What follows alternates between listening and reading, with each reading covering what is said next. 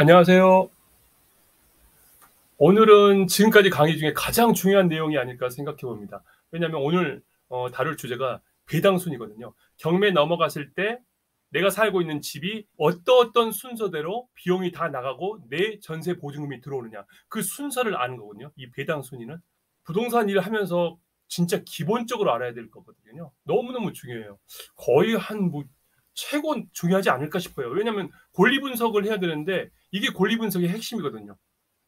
배당 순서, 경매가 되었을 때. 그래서 오늘 한번 핵심을 한번 배워보죠. 요것만 되어진다고 한다면 계약을 할 때 자신감이 있죠. 또 가장으로서 내 가족들을 지킬 수가 있습니다. 왜? 최악의 경우에 제가 항상 말하죠. 오늘 이 계약하는 이 집은 무조건 경매 넘어간다라고 생각하고 계약을 해야 되거든요. 그러면 어떻게 하겠어요? 경매 넘어가더라도 내 보증금, 우리 집의 보증금은 100%다 건져낼 수 있다라는 확신이 들 때 그 집을 계약해야 되거든요. 물론 공인중개사한테 다 물어볼 수 있어요. 하지만 물어보는 거는 너무 부족하고 또 많이 속을 수도 있고 또 약간 부주의해질 수도 있어요. 공인중개사는 아무리 그래도 자기 집 아니잖아요. 자기 가정 아니잖아요. 어느 정도 적당하면 빨리 수수료 먹고 이 집 사고 안 날 거야라고 소개해 주는 거거든요. 사고 나면 공인중개사도 굉장히 어려운 일을 많이 겪긴 하지만 그럼에도 불구하고 자기 일 아니에요. 솔직히 말해서. 큰일이 아니에요. 그러니까 계약을 하는 당사자로서 세입자로서 꼭 알아야 합니다. 요거 무조건 외워야 돼요. 앞 글자만 따놓게 경매하면 9가지 순위 정도가 있거든요. 경필, 최당우, 임조공일, 경필, 최당우, 임조공일. 아, 어렵다. 뭔 말 같지도 않은 앞머리 글자구나. 연관성이 없다. 한 연관성 만들어 봅시다. 사실 우리 세입자들한테는 앞에 5가지만 외우면 됩니다. 왜? 5번째 우리의 권리, 임차권, 전세권이 있거든요. 그런 다음에 6, 7, 8, 9는 그 다음에 내가 그 집을 낙찰받을 뭐 일 아니면 낙찰 받는다 하더라도 뭐 상관없어요. 어차피 나는 낙찰을 받으면 말소 기준 권리 때문에 그 이유는 싹 없어지는 거니까 나는 낙찰가액만 쓰면 되니까 사실. 그러니까 뒤에 있는 6, 7, 8, 9 임조공일은 안 내어도 돼요. 그러나 앞에 5개까지는 외워야 돼요. 경필, 최당우 요거는 무조건 외워야 돼요. 무조건. 공인중개사 시험 보면 이건 무조건 시험 나옵니다. 이거. 아, 경필, 최당우가 좀 외우기가 어렵죠? 그럼 이렇게 하세요. 경필이가 사람이라고 가정하세요. 경필이가 사람 이름이야. 경필아, 최고당우. 경필아, 최고당우. 경필이가 최고야. 경필, 최당우. 경필아, 최고당우. 경필, 최당우. 요것만 하면 됩니다. 요것만 하면 진짜 내 집 경매 넘어간다 하더라도 신중하게 계약할 수 있고 경매 넘어갔어도 웬만하면 전세 사기 안 당할 만큼 내 전세 보증금 싹 돌려받을 수 있습니다. 왜? 이 원칙에 따라 계약했을 거거든. 그러니 얼마나 조심스럽게 얼마나 꼼꼼히 따졌겠어요. 일단 그럼 한번 하나하나씩 짚고 넘어가 봅시다. 이거 사실 짚고 넘어가 한 2시간, 3시간 걸리는데 누가 영상 이렇게 만들면 누가 보겠어요. 좀 짧게 줄여야 한다는 압박감이 엄청 많습니다. 그래도 최대한 짧게 줄여서 빨리빨리 한번 끝내볼게요. 제가 말이 이렇게 빠른 이유가 뭐냐면 말이 길어지면 영상이 길어지잖아요. 그럼 누가 안 보거든. 그러니까 좀 최대한 말을 빨라서 그 대신 자막은 넣어주잖아요. 나중에 써머리 시간도 있잖아요. 좀 말은 제가 좀 빨리 할게요. 경필차당에서 경은 뭐냐? 경매 실행 비용. 외우려고만 하는 게 아니라 이해를 해야 돼. 이해하면 굉장히 쉬워요. 이 순서가. 경매 실행 비용. 누가 경매 실행하냐? 은행권들이 주로 많이 해. 저당권자들이 많이 해.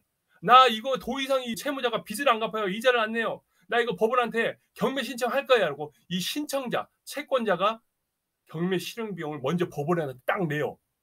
그렇기 때문에 당연히 나중에 이게 낙찰되면 법원에서 그 금액 갖고 있다가 그래 너희들이 경매 신청하고 이 비용까지 다 냈지? 예납금 다 낸 거 내가 확인했어. 그러니까 가장 먼저 배당해 줄게. 1번 타자가 경매 실행 비용. 그래갖고 그 근저당권자한테 예탁금 걸어놓았던 거. 그래서 경매 실행 비용 얼마 나온가 봐가지고 싹 해주는 거예요. 경매 실행 비용에 들어가는 게 공고 내죠. 현장 조사 나가죠. 법원 측에서. 또 감정평가 실시하죠. 송달하죠. 이런 비용 들거든요.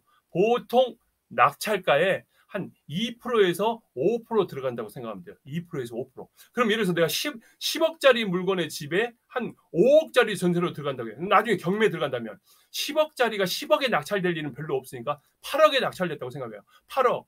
그럼 5%라고 가정해 항상 보수적으로 가장 많이 돈 뺏긴다라고 생각해요.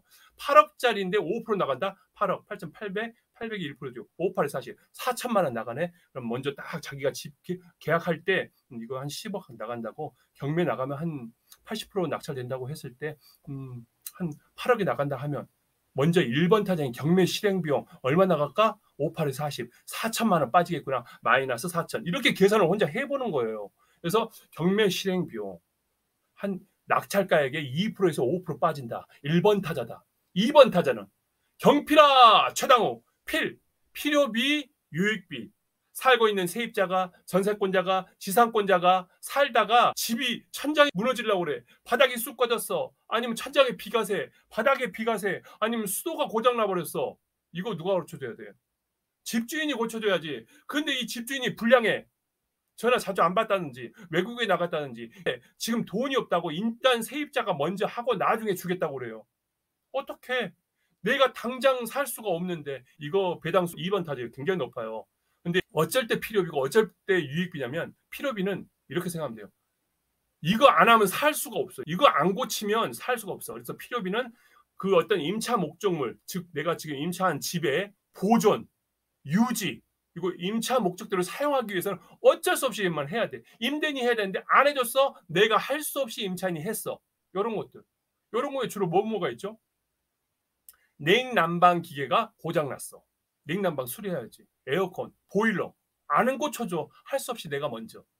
근데 그 찰나에 경매에 들어가 버렸어. 냉난방 고치는 거. 수도가 아예 고장나 버렸어. 수도를 고쳐야 돼. 그럼 유익비는 뭐예요? 유익비는 집의 가치를 증진시킨 거. 집을 빌렸어. 근데 그 앞에 진입료가 너무 안 좋아. 진입료를 좀 허락을 받고 만들었어.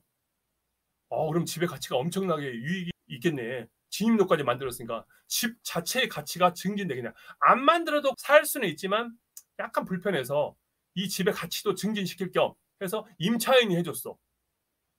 집 앞 진입료. 또는 담장이 금이 가서 넘어질 것 같아. 그래서 보기에도 안 좋아. 집주인 허락받고 담장을 제가 좀 요렇게 담장 수리 같은 거. 또 증진시키기 뭐가 있을까요? 이중창을 만들었어. 너무 추워서 아무래도 이중창 해서 집의 가치를 증진시키잖아요. 또 중문을 설치했어. 집 열었더니 곧바로 거실과 그 방 쪽으로 돼 있는데 중문 가리는 문이 없어. 중문을 설치해 준 거예요. 이런 것들. 또 발코니가 너무 좁아. 너무 오래돼서 바닥이 이상해. 그래서 발코니 확장 겸 공사를 해줬어. 이거 다 같이 증진한 거잖아요. 이런 것들을 경매에 신청한단 말이에요. 누가? 집주인이 하는 거야. 집주인을 했다고 해서 내봤자 집주인은 못 받아. 왜? 자기 집 가치를 증진하는 거니까 법원에서 안 받아줘. 세입자나 전세권자나 아니면 지상권자나 제3취득자가 이렇게 했다고 한다면 소명자료, 영수증과 그때 그 상황 정황을 표현할 수 있는 여러 사진자료, 증거자료를 첨부해서 배당 신청하고 이 소명자료까지 제시하는 거예요. 근데 문제는 뭐냐? 법원에서 거의 잘 안 받아줘요. 법원에서 안 받아줘. 소명자료 부족이라는 이유로. 그래서 대부분 이 2번은 우리가 계산할 때 무시하고 지나가도 돼요. 왜냐하면 내가 지금 경매 넘어가는데 세입자가 이렇게 고칠 일들은 많지가 않거든. 그래서 그거는 또 세입자가 해갖고 배당 신청하면 이건 본인이 받는 돈이니까 굳이 우리가 권리 분석할 때 그 돈을 뺄 필요가 별로 없겠죠. 그러니까 2번은 그냥 알고만 있으면 돼. 2번 타자는. 1번 타자 경매 실행 비용은 2%에서 한 5% 낙찰가에서 빠지니까 분명히 계산을 해야 되고 2번 필요비 유익비 같은 경우는 좀 계산 덜 해도 돼요. 그러나 알았는데도 2번 타자라는 걸. 3번 타자 뭐예요?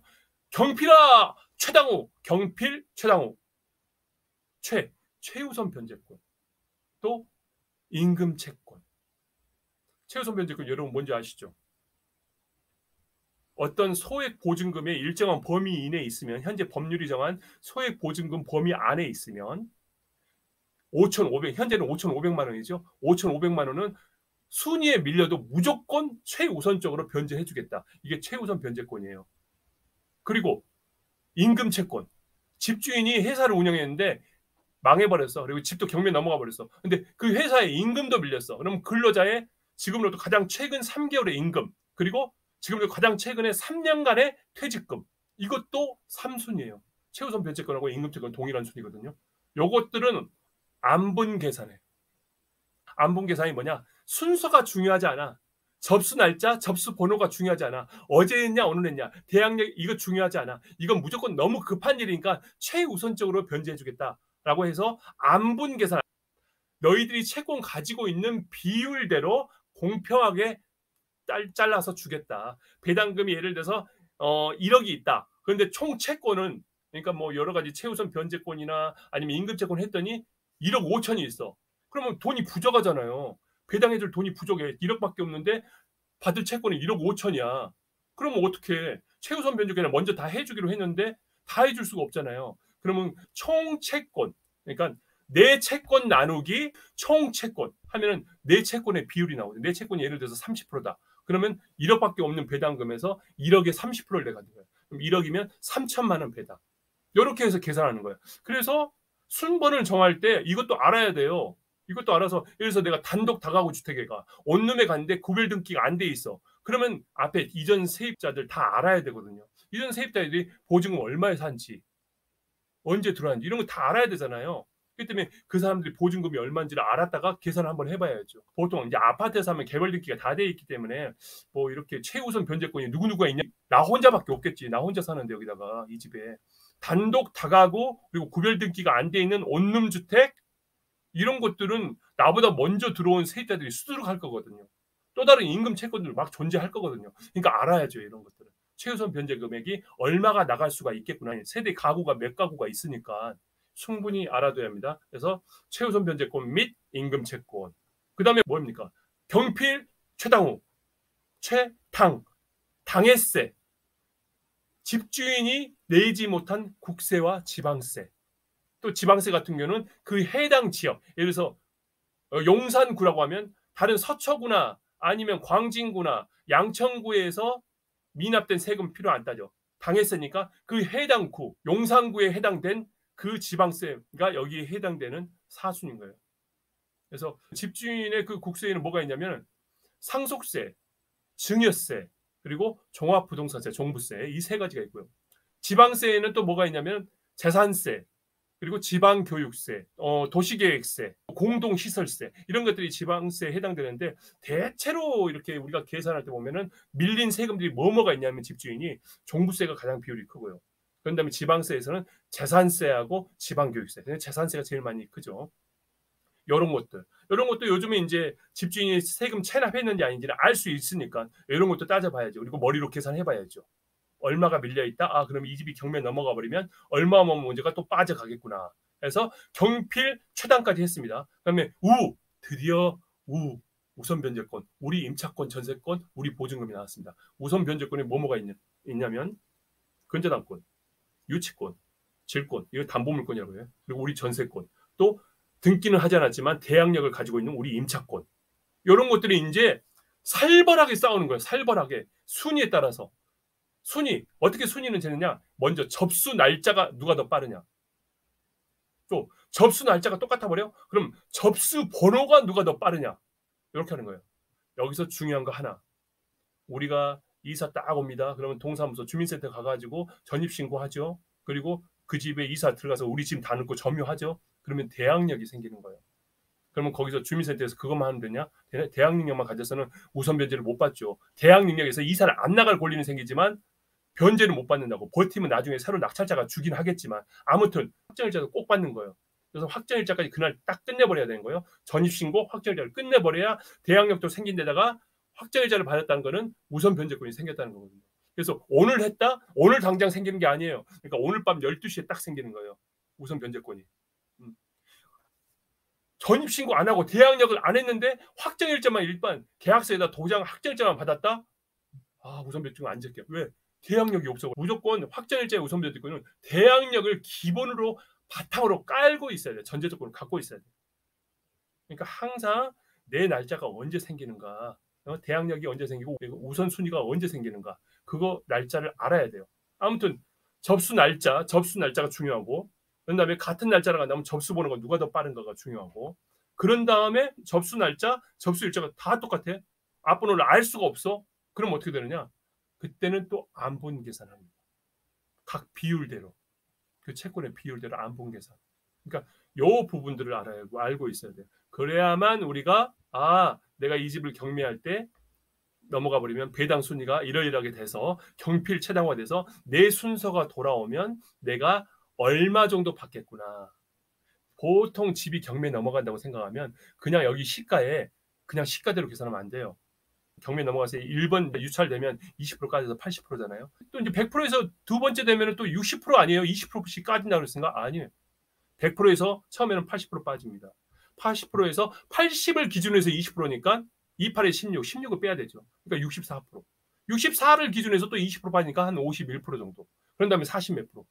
이렇게 빠지는 거예요. 그러니까 80% 또는 64%로 계산해서 경필아 최당호, 경필 최당호를 딱 계산하는 거예요. 참고적으로 경필 최당호가 지나가서 6, 7, 8, 9는 뭐냐? 임조공일. 그 우리가 최우선 변제권 할 때 집주인이 임금 안 줘갖고 하는 임금 채권이 있었잖아요. 거기서 못 받은 임금, 거기서 못 받은 퇴직금. 그래서 6순위가 임금 채권과 그리고 퇴직금 채권이에요. 그런 다음에 다음이 조공, 조세 채권. 그 우리 2순위에 그 뭐냐 집주인이 내지 않은 국세와 지방세, 거기에 당해세에 해당되지 않는 국세와 지방세를 무는 거예요, 이 사람이. 그래서 조세. 그다음에 각종 공과금. 뭐 국민연금 보험을 안 냈어, 아니면은 건강보험료가 연체됐어, 이런 것들이 공과금이잖아요. 이런 공과금. 그런 다음에 일반 채권, 우선 변제권이 없는 그 압류 가등기 같은 그런 것들이 제일 후순위, 9순위에 또는 과태료 같은 거 9순위에. 그러나 우리는 5가지만 외우면 된다. 경필 최당후. 왜? 5번에 우선 변제권이 우리께 있으니까. 전세권하고 임차권하고 또 우리랑 싸우는 저당권이 있으니까. 오늘도 공부하느라 고생 많으셨습니다. 안녕히 계세요.